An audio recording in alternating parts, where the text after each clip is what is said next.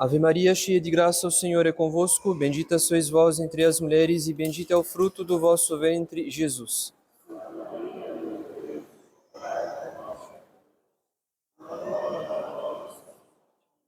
Divino Menino Jesus, Nossa Senhora do Rosário, São José. Em nome do Pai, do Filho e do Espírito Santo. Amém. Queiram sentar-se.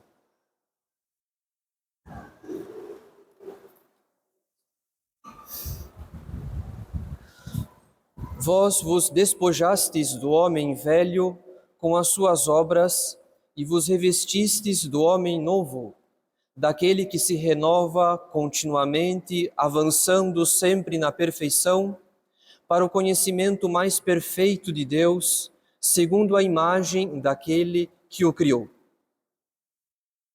Essas palavras de São Paulo aos Colossenses são a prova de que a maturidade não é um valor puramente humano, que toca apenas a nossa vida intelectual ou a nossa vida afetiva. Pelo contrário, ninguém pode amadurecer plenamente se o seu organismo espiritual permanece estagnado, ou pior, se o seu organismo espiritual se encontra morto e inoperante por causa do estado de pecado mortal habitual. Isso quer dizer que para nós que somos batizados, a maturidade consiste, sobretudo, no pleno desenvolvimento do nosso organismo espiritual, no pleno desenvolvimento das virtudes. Ou seja, para nós, o caminho da maturidade é o mesmo caminho da santidade. É certo que existe uma maturidade própria para cada fase da vida, mas nenhuma outra fase exige mais maturidade do que a passagem da adolescência para a vida adulta. É na vida adulta quando o organismo atinge a sua plenitude, quando as tempestades emocionais diminuem, quando a razão está mais apta para dirigir as nossas escolhas de vida. Enfim, é durante a passagem da adolescência para a vida adulta que a maturidade se torna uma das questões mais importantes da nossa vida. Não obstante, ninguém amadurece simplesmente porque atingiu a maioridade. Afinal, a maturidade não é uma aquisição natural, como é o caso do desenvolvimento do nosso organismo. Pelo contrário, a maturidade depende das escolhas que fazemos na vida. Ela depende de como nós empregamos o livre-arbítrio. Ela depende do lugar que a inteligência ocupa em nossa vida. De fato, nós somos um composto de corpo e alma. Nós possuímos diversas capacidades, como a inteligência, a vontade, a memória, a imaginação, os apetites da alma e assim por diante. Porém, se nós somos um composto de corpo e alma, ou a nossa razão ocupa o topo da nossa personalidade, ou as nossas paixões ocupam o topo. Quando a razão dirige e ordena a nossa personalidade, quando a razão é soberana sob o auxílio da graça, nesse caso, nós estamos na via que nos conduz à maturidade. Pois um indivíduo que se dirige pela luz da razão, sob o auxílio da graça, esse indivíduo é dono de si mesmo. Esse indivíduo não se deixa dominar pelas paixões desordenadas. Esse indivíduo almeja bens superiores, como as virtudes. Por outro lado, quando a razão não ocupa o topo da nossa personalidade, então nós fazemos de algum aspecto periférico da nossa natureza o centro da nossa personalidade. Por exemplo, a concupiscência da carne, no caso de uma alma dominada pelo pecado da impureza. Ainda que o indivíduo tenha conquistas pessoais ou profissionais, a sua personalidade ainda se mantém infantilizada pelo vício, que impede o governo da razão sob o auxílio da graça sobre todos os aspectos da vida. Hoje nós vamos aprofundar as nossas considerações sobre a interioridade, que é uma das características mais importantes da maturidade. Como já sabemos, uma pessoa amadurecida vive no seu interior. Ela se conhece, ela conhece as suas qualidades, ela reconhece os seus defeitos e, acima de tudo, ela conhece o seu valor. Ela sabe que recebeu de Deus uma alma imortal, que ela é uma pessoa única, criada por Deus para a santidade, amada por Deus com um amor imenso, excessivo e gratuito. Sendo assim, uma pessoa que conhece o seu valor é uma pessoa que cultiva as virtudes, que procura enriquecer a sua alma com as virtudes. Graças a essa interioridade bem desenvolvida, ou seja, graças ao cultivo das virtudes, uma pessoa amadurecida é capaz de um dos maiores bens que podemos adquirir nesse mundo, que é a amizade. Santo Tomás ensina que a amizade consiste num amor de benevolência mútuo. Ou seja, a amizade consiste num desejo mútuo de fazer bem ao amigo. Esse bem que um amigo deseja ao outro é, sobretudo, a virtude, em especial a virtude da caridade. Em outras palavras, a verdadeira amizade, a amizade por excelência, é aquela na qual um amigo deseja a santificação do outro, colaborando, auxiliando o amigo a progredir no amor a Deus. É por esse motivo que a amizade é um dos maiores bens desse mundo.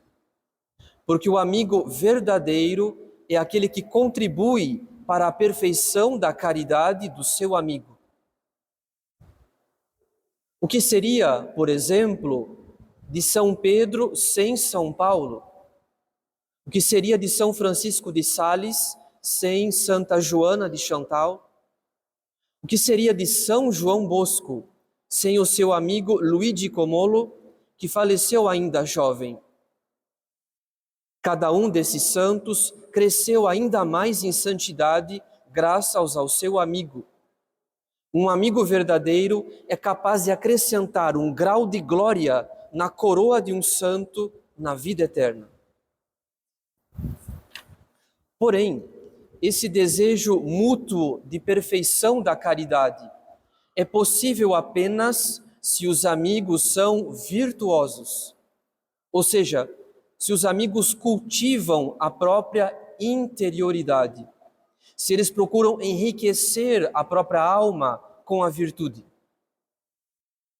É por isso que a amizade é um dos maiores bens desse mundo, porque a verdadeira amizade, a amizade por excelência, existe apenas entre os virtuosos, auxiliando uma alma virtuosa a se tornar ainda mais virtuosa e progredir ainda mais na caridade.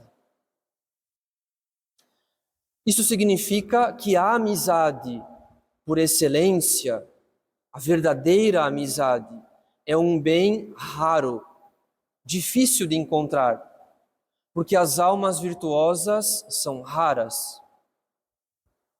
Além disso, para desenvolver uma amizade autêntica com alguém, é necessário tempo, porque os amigos precisam conviver e conhecer a interioridade do outro, para assim pôr à prova a solidez dessa amizade.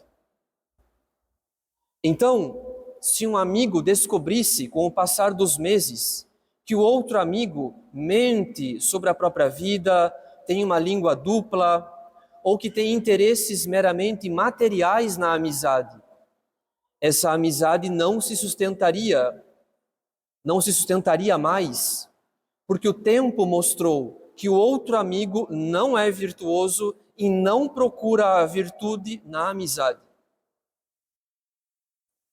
Portanto, para que a amizade seja verdadeira, é necessário que os amigos cultivem a própria interioridade, pois a virtude será a moeda de troca da amizade. Os amigos procuram mutuamente o progresso na santidade. Um amigo verdadeiro é amigo, antes de tudo, da alma do seu amigo. No entanto, seria possível uma outra forma de amizade que dispensasse a virtude dos amigos?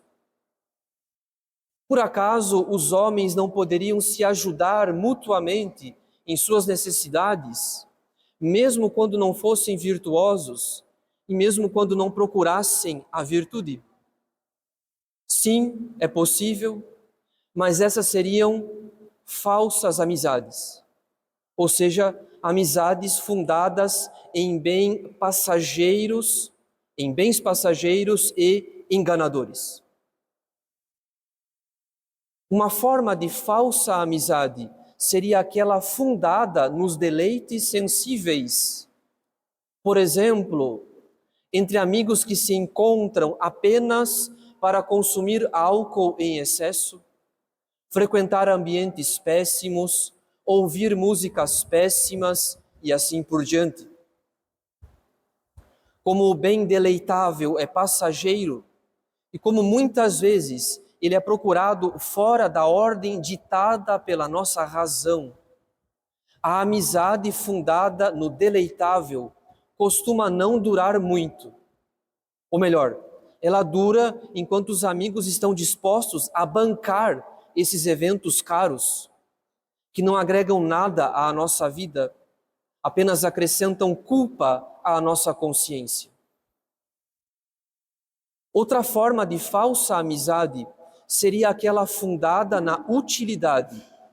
Por exemplo, entre amigos que pretendem usar da amizade para ganhar fama ou dinheiro.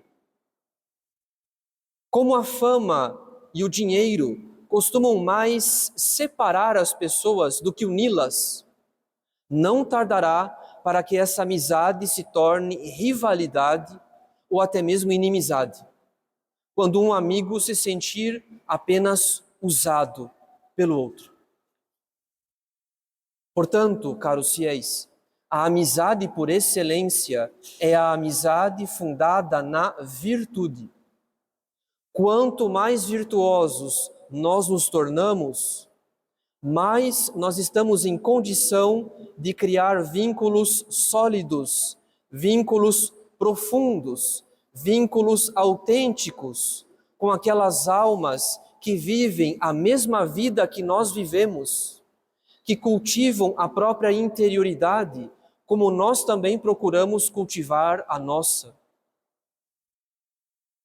Mas assim como a maturidade nos proporciona amizades verdadeiras, amizades autênticas, amizades entre almas que cultivam a própria interioridade, do mesmo modo, caros fiéis, a imaturidade nos torna vulneráveis às más amizades. Amizades fundadas nos deleites sensíveis, ou então em interesses humanos ou materiais. Em outras palavras, quando não cultivamos a nossa interioridade, quando não cultivamos as virtudes, nós nos aproximamos de pessoas superficiais e deixamos que pessoas superficiais se aproximem da nossa vida. Na verdade, caros fiéis, enquanto o centro da amizade verdadeira é a caridade, é o desenvolvimento, é o progresso da caridade na alma do amigo, o centro das falsas amizades, por sua vez, é o orgulho. Seja na amizade fundada no deleitável, seja na amizade fundada em interesses utilitaristas. Nas falsas amizades, cada um procura tirar do outro alguma vantagem para si. Nas falsas amizades, os amigos se associam para obter algum bem pessoal com maior eficácia. Por exemplo, uma pessoa pode perder o pudor diante do pecado por causa dos aplausos que recebe de falsos amigos. Ou seja, uma pessoa pode adquirir a audácia de cometer um pecado contra a pureza em razão do incentivo dos amigos. Sem esses falsos amigos, ela não teria cometido aquele pecado. Outro exemplo, uma pessoa pode se servir da influência ou da notoriedade dos outros apenas para ganhar alguma visibilidade pessoal. No fundo, ela não se interessa por aquela amizade. Ela se interessa apenas por aquilo que ela pode ganhar naquela amizade, seja a fama, seja o dinheiro. Portanto, caros fiéis, o centro das falsas amizades é o orgulho. É o desejo de tirar, de extrair do outro alguma vantagem para si. Isso significa que os maus não têm amigos. Os maus têm apenas cúmplices. Os libertinos tampouco têm amigos, têm apenas companheiros de corrupção. Somente os virtuosos têm amigos, porque somente os virtuosos procuram o bem sobrenatural do outro. Somente os virtuosos trabalham um pela alma do outro, sem interesses egoístas, sem segundas intenções. Essas distinções são fundamentais, porque um católico que queira amadurecer necessita deixar as falsas amizades.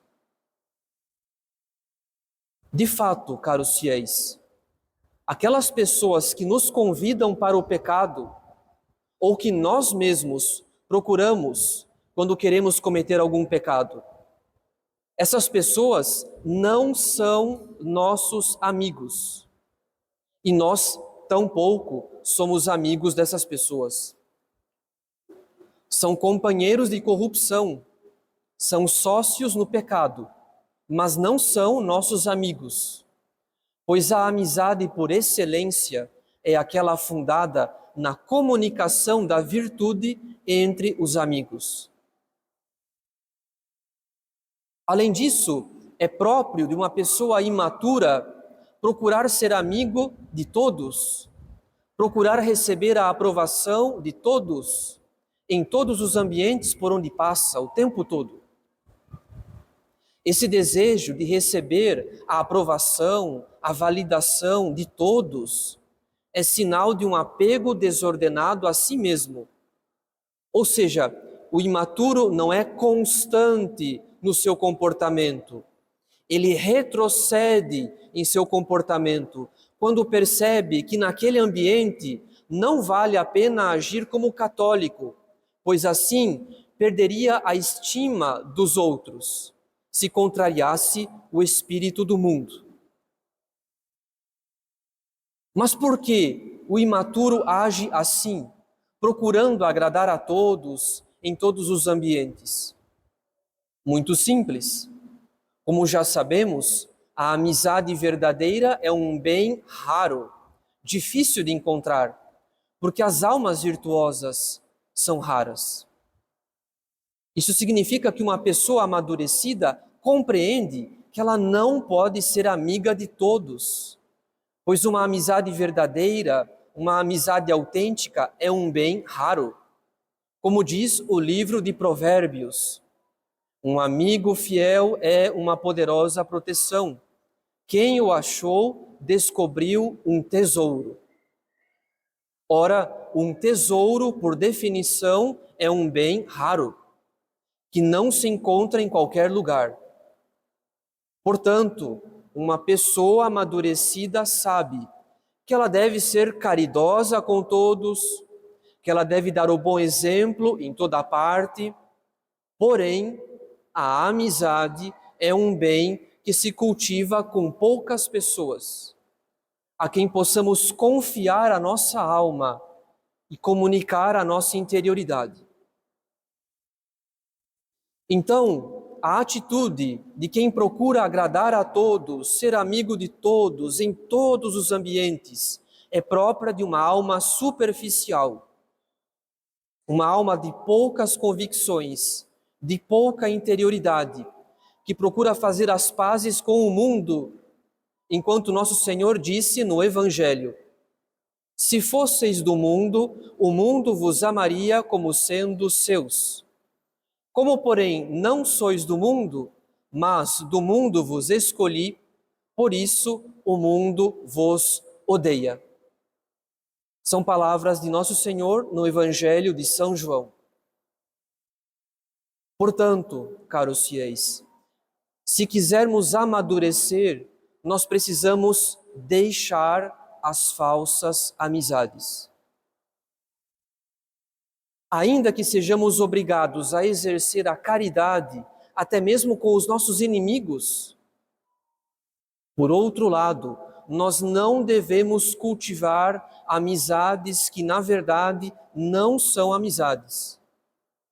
Pois são essas más companhias que nos mantêm na frivolidade, no respeito humano e em tantos outros pecados. É conhecida de muitos aquela distinção que São João Bosco fez quando ainda era adolescente, no seu tempo de escola. São João Bosco dividiu os seus colegas em 3 categorias: bons, indiferentes e maus. Dos maus, ele evitava a todo custo a companhia. Dos indiferentes, ele tolerava a companhia quando necessário, tratando-os com educação. Dos bons, ele procurava se tornar amigo, tratando-os com familiaridade. São João Bosco não procurou ser amigo de todos, procurou ser amigo apenas dos virtuosos.